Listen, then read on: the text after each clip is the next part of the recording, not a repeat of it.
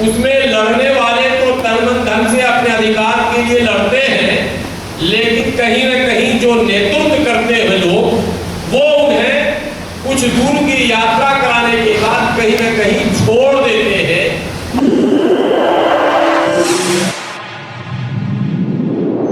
इस news channel पर जो भी वक्ता ने कहा वो उसकी अपनी राय है, जिसकी पुष्टि नेशन न्यूज इंडिया नहीं करता। धन्यवाद। और वो लड़ाई उस मंजिल तक नहीं पहुंचती है, वो लक्ष्य प्राप्त नहीं होता है जिसके लिए हम सब कुछ जो है इकट्ठा करते हैं। ये अक्सर होता है। तो सबसे पहले आप ये जान लें कि ठेकेदारी हटाओ राष्ट्रीय संयुक्त मोर्चा का गठन इसीलिए हुआ ही था कि दिल्ली और देश के अंदर जहां कहीं भी ठेकेदारी प्रथा पर काम करने वाले लोगों के साथ अन्याय, अत्याचार, जुल्म, शोषण होगा, उसके खिलाफ पूरी ताकत के साथ लड़ाई लड़ी जाएगी।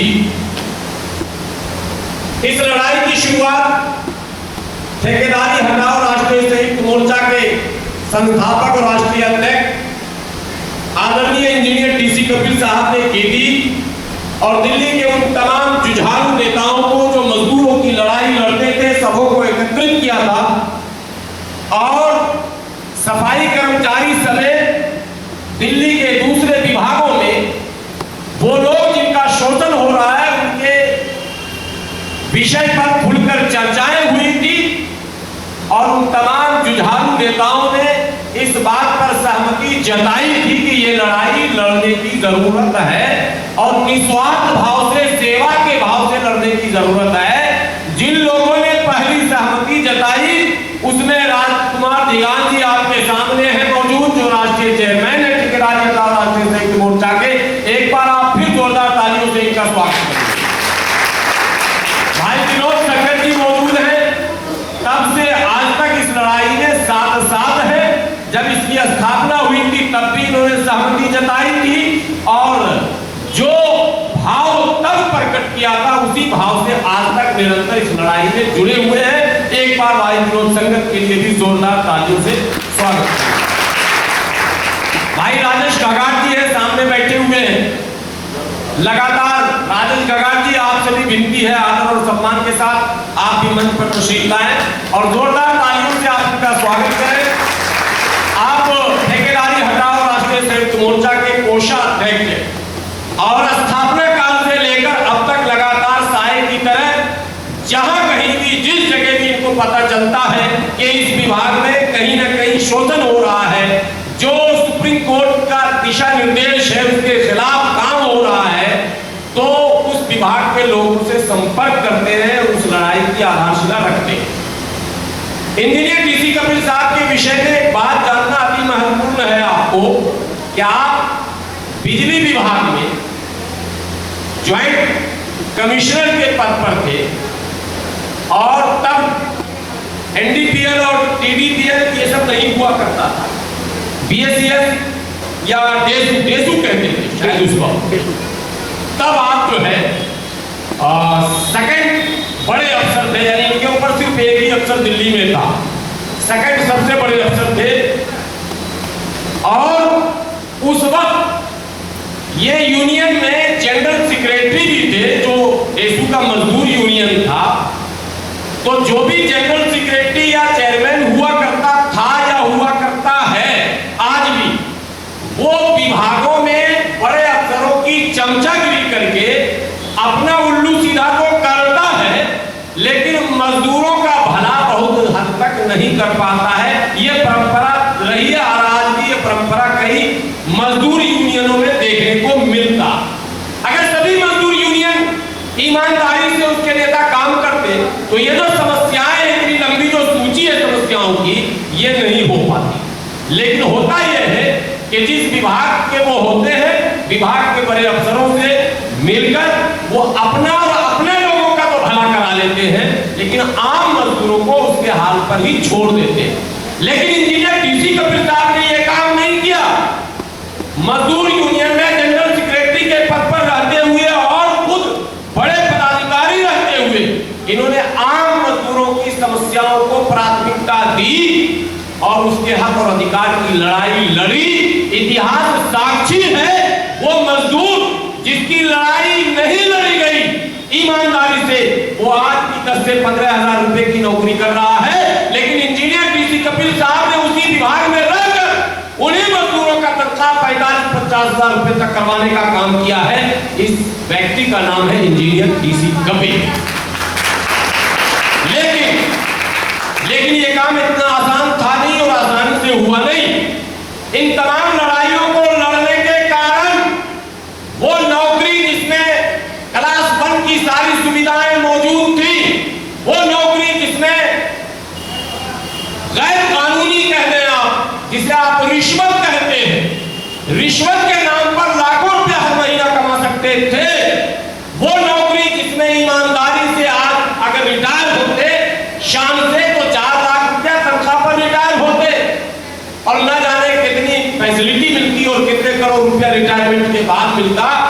वो सब कुछ इन्होंने गवा दिया और अपनी नौकरी गवा दी, मगर मजदूरों को उनका हक दिलाया। ये सबसे बड़ा श्रेय। इसीलिए पिछले 7-8 वर्षों से लगातार मैं जब दिल्ली में सक्रिय हुआ और सामाजिक कार्यों में भाग दौड़ जब मैंने शुरू किया, तो मेरी मुलाकात इसी तरह के किसी कार्यक्रम में आदरणीय इंजीनियर डीसी कपिल साहब से हुई थी। और मैंने जब इनको जांचा और परखा तो उस दिन से वो दिन है और आज का दिन है। मैं निरंतर इनके नेतृत्व में काम कर रहा हूं और मैं ये सोचकर काम करता हूं कि ये पुण्य का काम है, ये एक ऐसा काम है जो मानवता को समर्पित है, जिससे कई घरों का कल्याण हो सकता है, कई आने वाली पीढ़ियां जो है उनका भविष्य उज्जवल हो सकता है और उनका आशीर्वाद, उनकी दुआ मिल सकती है। ये सोचकर मैं इनके साथ लगातार जुड़ा हूं। समय किसी के पास आज के युग में नहीं।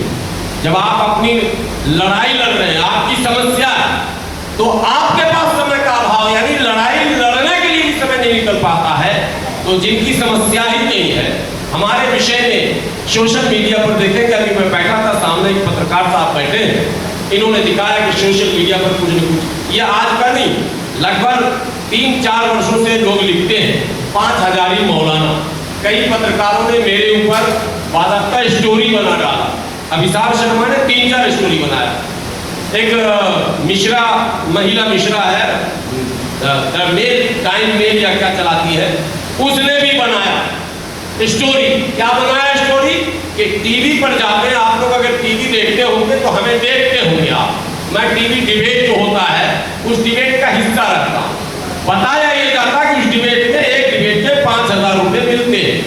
आप कल्पना कीजिए, यदि ये बात सच है कि एक डिबेट के 5000 रुपये मिलते हैं और ये जो टाइम अब जो शुरू हुआ 4 बजा, तो 4 बजे से 9 बजे रात तक ही डिबेट का टाइम होता है। दिन में अगर 2-3 डिबेट भी चले गए, 4 डिबेट भी, और मान लीजिए 5000 रुपया मिलता है, तो 20,000 रुपया रोज, कोई 20,000 रुपया पर डे छोड़कर इस तरह के कामों में आएगा क्या? आ सकता है क्या? कल्पना की बात कीजिए, सोचिए अगर आप होते इस जगह पर तो 20,000 छोड़कर आते क्या? नहीं आते। एक बात तो तय हो गई कि मिलती नहीं है, ये भी समझिए पहले। अगर मिलती तो आप न छोड़ते तो मैं भी न छोड़ता। भाई 20,000 रुपया कम नहीं होते पर डे, कई लाख रुपया महीनाओं के बाद में जोड़ेंगे, पहले तो पर डे जोड़ रहे। 20,000 रुपया पर डे, कभी 25, कभी कभी मैं 5-6 डिबेट भी मैं कर चुका हूँ, तो 30 भी हो सकता। लेकिन यह है कि बहुत सारी चीजें मिलती है। 5000 का आरोप तो वो कुछ लोगों ने माहौल बनाने के लिए लगाया, लेकिन ये सच है कि 1000, 2000, 2500 रुपये बहुत सारे पैनलिस्ट को मिलते हैं। लेकिन मैं उसमें से नहीं, मैं अपनी गाड़ी से जाता हूँ, अपनी गाड़ी से आता हूँ, न पैसे लेता हूँ न उनके एजेंडे पर बात करता हूँ, मैं अपनी बात करता हूँ। और एक बात में डंके की चोट पर आदरणीय इंजीनियर डीसी कपिल साहब, राजकुमार देगान जी और विनोद शंकर जी और राजेश जी बैठे हैं, मैं कह रहा हूँ कि मजदूरों के मुद्दे को डिबेट का हिस्सा नहीं था। डिबेट में वो मुद्दा था नहीं, डिबेट में तो हिंदू मुसलमान घुमाया जा रहा था। लेकिन उस माहौल में भी मैंने, चाहे बिजली कर्मचारी हो, चाहे सफाई कर्मचारी हो, चाहे स्वास्थ्य कर्मी हो, मैंने सबकी आवाज वहां उस मंच से उठाने का काम किया है। ये इसलिए किया है कि प्रेरणा हमें इंजीनियर डीसी कपिल साहब जैसे लोगों से मिलती है कि भाई विपरीत परिस्थितियों में भी अगर मजदूरों की आवाज को उठाने वाला है, जिसमें सब कुछ लुटा दिया है, तो मुझे जो ऊपर वाले ने प्लेटफॉर्म दिया है, चाहे दूसरे दिन बुलाए ना बुलाए, लेकिन अगर आ गया हूं तो इस मौके का फायदा उठाकर मजदूरों के लिए अपनी आवाज उठा देता हूं। दसियों ऐसे वीडियोज है, मैंने आवाज उठाई। बहरहाल ये मैंने शुरुआती बात मैं आपको बता रहा हूं। तो ये जो लोग हैं जो आपके सामने बैठे हैं, जो आपके इस टीम का नेतृत्व कर रहे हैं, ये सभी लोग बहुत कीमती लोग हैं, समर्पित लोग हैं और संवेदनशील लोग हैं, समाज के दर्द को समझने वाले लोग हैं। राजकुमार ढिंगान जी लगातार सफाई कर्मी और सफाई मजदूरों की लड़ाई लड़ते लड़ते आज दिल्ली एनसीडी कोऑर्डिनेशन कमेटी के चेयरमैन भी लोगों ने अगर इन्हें चुना है तो यूं ही नहीं चुना है, बल्कि इनके समर्पण को देखकर ही चुना। आज आप जो है ठेकेदारी हटाओ राष्ट्रीय संयुक्त मोर्चा के चेयरमैन के साथ साथ एक बड़ा पद है दिल्ली स्टेट की बात कर रहा हूं, दिल्ली स्टेट सफाई कर्मचारियों का जो कोऑर्डिनेशन कमेटी है एनसीडी में, आप उनके निर्वाचित चेयरमैन है राजकुमार ढिंगान जी, जो आपके बीच बैठे हैं। तो सब कीमती लोग हैं, भागम भाग वाले लोग हैं, लेकिन फिर भी आते हैं। देखिए एक बात कोरे कागज पर नोट कर लीजिए, लिख लीजिए, आज के बाद 10 साल बाद उस कागज को निकाल कर देखिएगा कि ठेकेदारी हटाओ राष्ट्रीय संयुक्त मोर्चा के मन से ये बातें कही गई थी कि जब तक आप किसी चीज के लिए लड़ने को तैयार नहीं होंगे, जीवन में कभी कोई आपको अधिकार देने के लिए आएगा नहीं। कोई ऐसी सरकार इतिहास में नहीं आई हो, आप बता देना। मैं अपने बड़ों से भी पूछता हूं, एक सरकार का नाम बता दो जो पब्लिक को बुला कर कहती हो तुम्हारी क्या समस्या है, अभी समाधान करता हूं। मुझे ऐसा इतिहास में आज तक नहीं दिखा। जब तक एक कहावत है कि बच्चा रोता नहीं है तो मां दूध नहीं पिलाती है, जब हम अपने अधिकार की लड़ाई लड़ेंगे नहीं, हम बोलेंगे नहीं, हम अपनी बात सरकार तक पहुंचाएंगे नहीं और पहुंचाने के जो लोकतांत्रिक तरीके हैं उसको अपनाएंगे नहीं, तो हम अधिकार प्राप्त नहीं कर सकते। समस्याएं बहुत हैं, ना केवल ये कि हम ठेके पे हैं कॉन्ट्रैक्ट पे, बल्कि समस्या ये है कि हम ठेके कॉन्ट्रैक्ट पर भी हैं तो हमारे भविष्य की गारंटी नहीं, नौकरी भी पक्की नहीं, तनख्वाह कितना है ये एक अलग बहस है। क्या सुप्रीम कोर्ट का जो गाइडलाइन है उसके अनुसार जो मिनिमम होना चाहिए वो मिल रहा है, वो भी एक बहस है। लेकिन सबसे बड़ी बहस है कि हम अगर 15,000 ही कमाते हैं तो क्या इसकी सिक्योरिटी है कि हमेशा रहेगा? नहीं है। इस तरह का माहौल बना दिया गया है कि वो ठेकेदारों के हवाले कर दिया गया है, कब वो चाहे रखे और जब वो चाहे हटा दे। तो ऐसे में पहले तो भविष्य को सिक्योर कैसे किया जाए। हम अगर 20,000 15,000 की नौकरी करते हैं, हम बजट अपना घर का अगर उसमें बनाना भी चाहते हैं तो कहीं ऐसा ना हो कि बीच मझधार में हमारी नौकरी खत्म हो जाए और मेरा सारा जो डिजाइन किया हुआ है बजट वो सब खत्म हो जाए। इसलिए ये एक बड़ी लड़ाई है और लड़ाई के लिए घर से निकलना पड़ता है, लड़ाई के लिए सड़क पर उतरना पड़ता है, लड़ाई के लिए नेतृत्व को स्वीकार करना पड़ता है, लड़ाई के लिए नेतृत्व पर भरोसा करना पड़ता है। यदि अपने नेता पर आपका भरोसा कमजोर होगा तो आपकी लड़ाई कमजोर होगी। अंतिम बात कहकर मैं आपके बीच अपने नेताओं को लाऊंगा। वो अंतिम बात यह है कि जब जब देश का इतिहास है, आप में पढ़े लिखे लोग हैं अगर, तो आप जानते होंगे जब जब लड़ाइयां शुरू हुई हैं, ये इतिहास है, जब जब बड़ी लड़ाई शुरू हुई, बड़ा आंदोलन शुरू हुआ तो सरकार की तरफ से दलालों को मार्केट में छोड़ दिया जाता। उस लड़ाई को डिरेल करने के लिए वो आपको उल्टा और सीधा पट्टी पढ़ाएंगे। वो आपको कहेंगे धरना मत करो, प्रदर्शन मत करो, आंदोलन मत करो, इस नेता के चक्कर में मत पड़ो, इसने तो कितने की जिंदगी खराब कर दी है, इसने फला की लड़ाई लड़ी थी, उसकी मांग तो आज तक पूरी नहीं हुई, नौकरी भी चली गई। ये सारी बातें जो नकारात्मक है ये आपको कही जाएंगी। सवाल यह पैदा होता है कि अगर आपने उनकी बातों पर विश्वास कर लिया, आपने उनकी बातों पर यकीन कर लिया, तो आपकी लड़ाई उसी समय खत्म हो गई। आप जो मंशा सरकार की, सरकार नहीं चाहती कोई आंदोलन, कोई सरकार नहीं चाहती। सरकार चाहती है शांति से मैं जैसे चाहूं वैसे व्यवस्था चलती रहे, जिसको जैसे चाहूं वैसा घुमाता रहूं, भाषण करता रहूं, एडवर्टाइजमेंट करता रहूं, काम कम हल्ला ज्यादा। आप दिल्ली घूमते होंगे, अभी तो G20 में बहुत सारी चीजें बदल गई थी। G20 से पहले कोई चौक, कोई चौराहा, कोई मेट्रो, कोई बस स्टैंड ऐसा नहीं जहां विज्ञापन ना लगे हुए। एक बार आप में से पढ़े लिखे लोग RTI लगा कर देख लेना, एक विज्ञापन जो बड़े बड़े होर्डिंग्स लगते हैं, जो बड़े बड़े डिजाइन बनाए जाते हैं, रात में जो अंदर से बत्ती भी जलती है, कितना खर्च बैठता उस पर। ये लाख 2 लाख करोड़ 2 करोड़ का नहीं है, अरबों रुपए का विज्ञापन है। ये सिर्फ हमारी वजह से है क्योंकि हमने अपने अधिकार की लड़ाई लड़नी छोड़ दी। हम सरकार को बात कर सकते थे कि जो अरबों रुपए आप विज्ञापन में लगा रहे हो, जो काम आप कर नहीं रहे हो वो भी वहां बता रहे हो, वही अरबों रुपए अगर इन लोगों पर लगा दो तो इनका कल्याण हो जाए, इनका भविष्य बन जाए, इनके बच्चों का जीना आसान हो जाए। लेकिन ये होगा कैसे? सरकार खुद नहीं कर सकती है, सरकार को बात करना पड़ता है और बात करने के लिए मैन पावर चाहिए, यूनिटी चाहिए, एकता चाहिए, समर्पण चाहिए और ईमानदारी से अपने नेतृत्व पर भरोसा चाहिए। इसलिए लड़ाइयां जब भी लड़ी जाएंगी तो उसूल सिद्धांत के साथ लड़ी जाएंगी। बात कहां करनी है, डायलॉग कहां करना है, विभागीय लोगों से बातचीत कौन करेगा, किस तरह से करेगा, कब जरूरत पड़ेगी किस विभाग के लोगों को घेरना है, कैसे मंत्रालय से बात करनी है, कब मुख्यमंत्री को घेरना, एक सिस्टम होता लड़ने वालों के पास। अगर आप अपना दिमाग जरूरत से ज्यादा लगाएंगे उन दलालों के कहने के मुताबिक, तो आपके जो नेतृत्व करने वालों ने जो अपना सिस्टम बनाया है वो सिस्टम कहीं ना कहीं फेल हो जाएगा।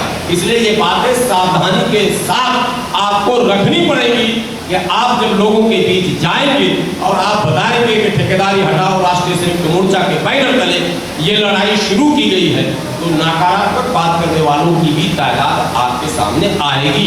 ऐसा नहीं कि सब लोग वाहवाही करेंगे, सब लोग कहेंगे अच्छा है लड़ जाओ। सरकार के जो चमचे चेले, सरकार के जो प्रवक्ता, फ्री के प्रवक्ता, जिनको हम लोग मोहल्ले टोले में दलाल भी कह सकते हैं, हिंदी में एजेंट कहते हैं ना भाई, अंग्रेजी में, हिंदी में दलाल ही कहेंगे और क्या करेंगे। तो ये लोग आते हैं और ये लोग उसी सिद्धांत पर काम करते हैं। तो ये सावधानियां बरतनी है और लड़ाई ईमानदारी के साथ लड़ने वाले लोग आपके पास मौजूद हैं। परिचय इससे पहले आप में से बहुत सारे लोग होंगे जो शायद परिचित होंगे। हजारों वीडियोज हैं, हजारों कहानियां हैं, कितनी लड़ाइयां लड़ी गई हैं। कोरोना काल में जब मुख्यमंत्री ने घोषणा किया था कि सफाई कर्मचारी जो दिल्ली के हैं, एनसीबी के, अगर वो कोरोना काल में शहीद होते हैं तो उनको 1-1 करोड़ रुपया दिया जाएगा।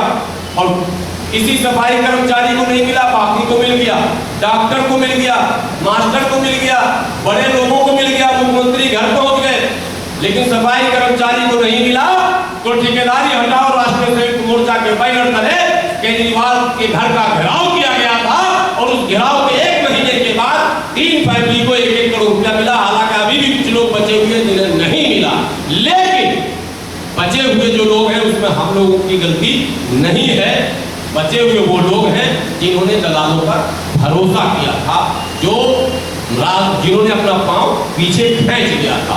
अगर कंटिन्यू वो लड़ाई जारी रहती तो तमाम कोरोना योद्धाओं को 1-1 करोड़ रुपया मिलता, क्योंकि मुख्यमंत्री जी ने खुद ही ये वायदा किया था।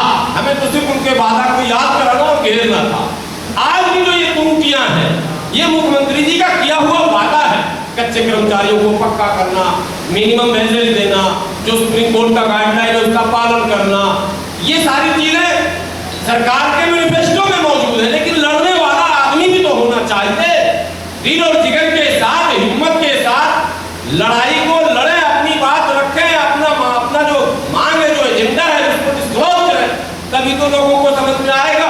आप ही लोग तो वोट देते हैं, आप ही लोग विधायक चुनते हैं, आप ही लोग काउंसलर चुनते हैं। जब मोहल्ले में आप चिल्लाएंगे, बोलेंगे भाई हमारी ये समस्या है और इसका समाधान जो करेगा उसको हम वोट देंगे, तो उनके लोग धीरे धीरे मुख्यमंत्री तक जो बात पहुंचाएंगे, भैया ये मसला उठना बड़ी तेजी से।